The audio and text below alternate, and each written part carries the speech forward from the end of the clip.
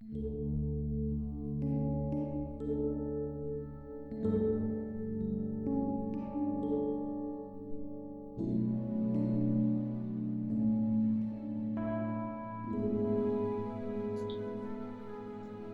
pagi saudara-saudara yang dikasihi Tuhan. Kita jumpa pada hari Senin tanggal 16 Agustus 2021. Pertama-tama saya mohon maaf untuk pelayanan renungan pada hari Sabtu berhubungan masalah teknis sehingga renungan pada hari Sabtu tidak dapat ditayangkan. Bersyukur pagi ini kita boleh berjumpa lagi, dan kesempatan ini saya akan membaca firman Tuhan dari buku Roma pasal 12 ayat yang ke-11 yang berkata sebagai berikut. Janganlah hendaknya kerajinanmu kendor. Biarlah rohmu menyala-nyala dan layanilah Tuhan. Suatu nasihat yang penting untuk kita temukan dalam pelayanan kita sendiri, yaitu kita tidak boleh menjadi lemah, kita tidak boleh menjadi kendor, kita tidak boleh membuang-buang kesempatan, tetapi biarlah kita tetap rajin dan kita memiliki semangat yang menyala-nyala dalam melayani Tuhan. Tentunya ada pertanyaan, bagaimana bisa seperti itu? Apakah mungkin roh kita bisa selalu stabil menyala-nyala? Bukankah ada beberapa contoh dalam Alkitab? Petrus pun yang ketika rohnya menyala-nyala dia berkata, yang lain boleh tinggalkan engkau, aku tidak. Bahkan Elia yang rohnya luar biasa menyala-nyala membantai sekian ribu Nabi Baal. Satu saat dia juga dalam keadaan yang lemah dan dia tidak berdaya. Kita melihat nasihat firman Tuhan ini mengingatkan kepada kita untuk melayani dengan roh yang menyala-nyala. Karena kita tahu tujuan pelayanan kita. Selama kita tidak menyadari tujuan pelayanan kita hanya sekedar menyalurkan bakat, menyalurkan potensi, dan kebetulan itu hobi, kesenangan, maka satu saat kita pun akan jenuh, kita pun akan lemah, kita pun kehilangan gairah, karena kita tidak menempatkan tujuan pelayanan kita itu apa.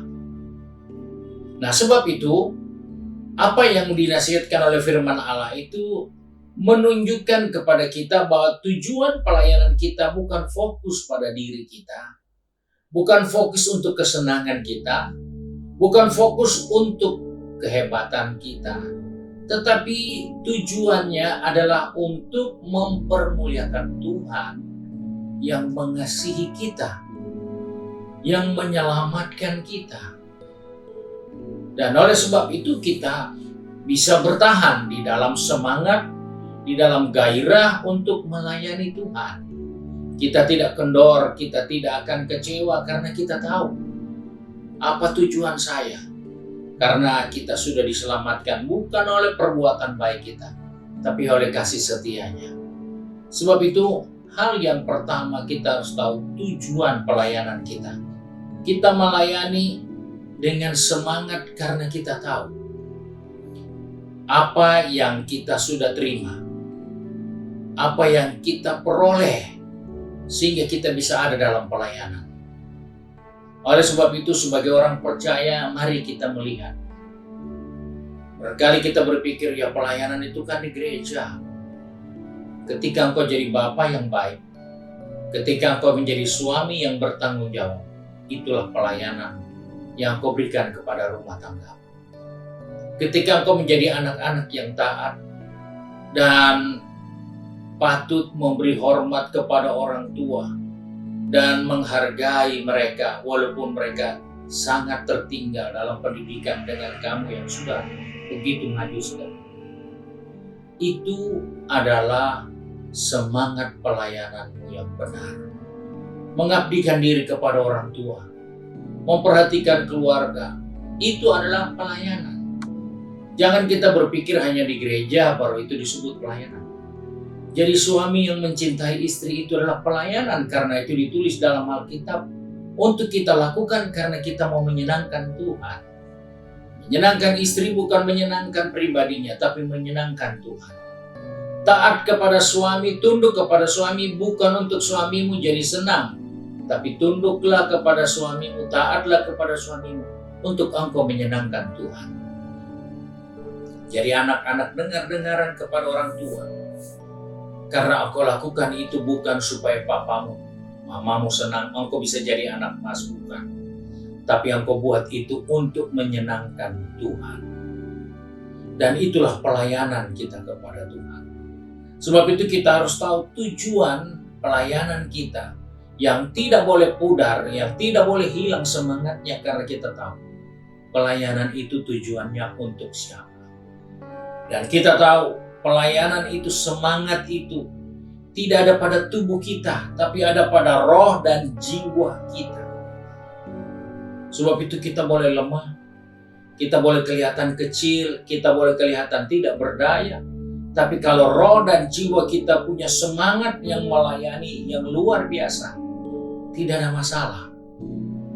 Tubuh boleh terbatas, tapi jiwa dan roh tidak terbatas untuk melayani Tuhan.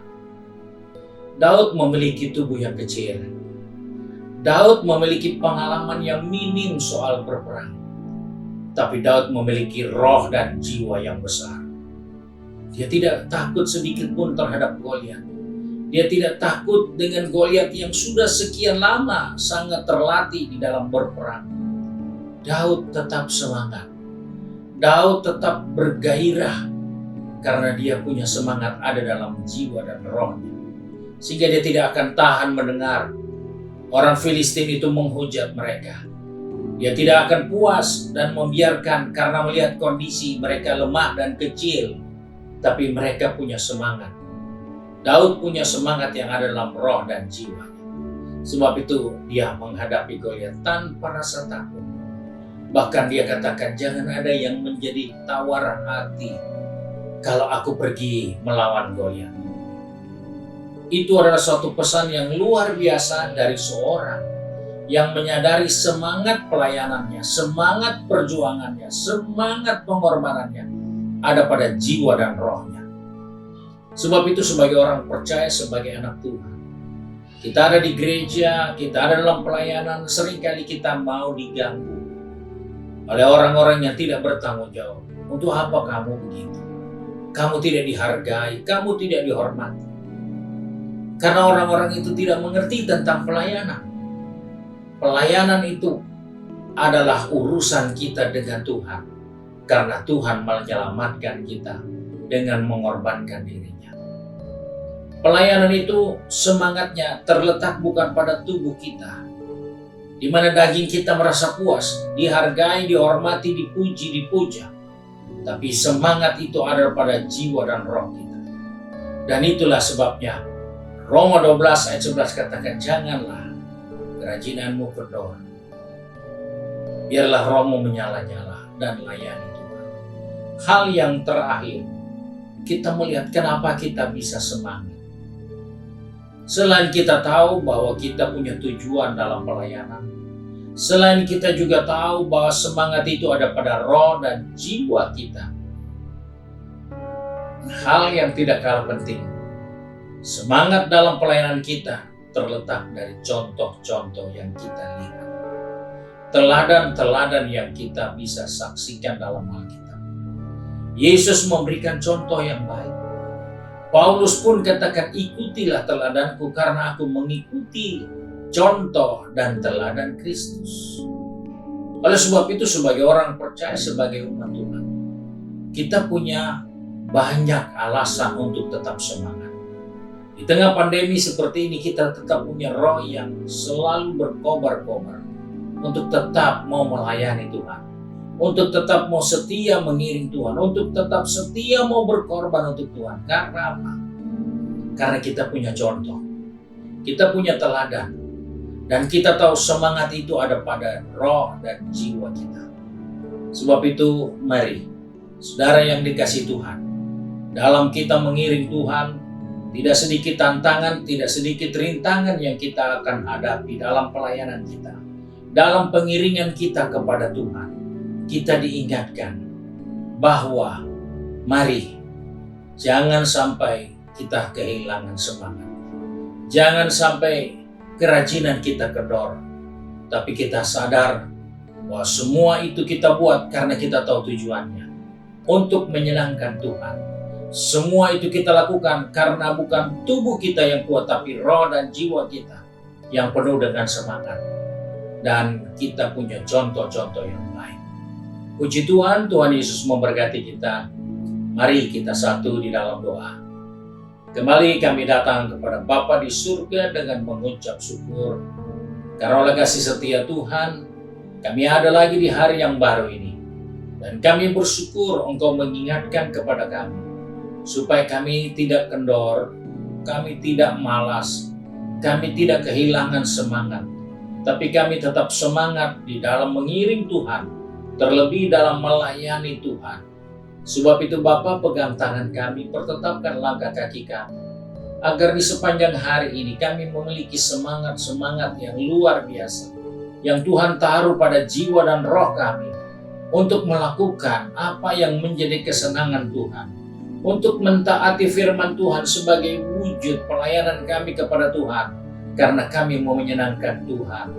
Sebab itu Bapa, sepanjang hari ini kami serahkan seluruh kegiatan kami, baik yang sudah pergi bekerja, berbisnis, studi, maupun yang sibuk dengan urusan di rumah tangga kami masing-masing. Ajarlah kami untuk selalu mengingat bahwa kami tidak boleh kehilangan semangat, kami tidak boleh kehilangan kerajinan, karena Engkau memberi contoh yang baik, dan roh kami sedang dibakar oleh kasih setia Tuhan, dengan jiwa kami untuk terus berkobar-kobar, karena kami percaya tujuan pelayanan kami untuk menyenangkan Engkau Tuhan. Terima kasih Bapa untuk berkat-Mu hari ini. Sebab itu kami bersyukur dan berdoa hanya di dalam nama Tuhan Yesus Kristus, Juru Selamat kami, Majikan kami yang baik dan setia. Haleluya. Amin. Puji Tuhan, Tuhan Yesus memberkati kita. Hari ini kita bisa duduk di bawah kaki Tuhan, mendoakan bangsa dan negara kita, berdoa buat pekerjaan Tuhan, kekudusan hamba-hamba Tuhan, pelayan-pelayan Tuhan, pekerjaan penginjilan di mana-mana tempat. Kiranya Tuhan bekerja dan ada banyak jiwa diselamatkan. Tuhan Yesus memberkati kita.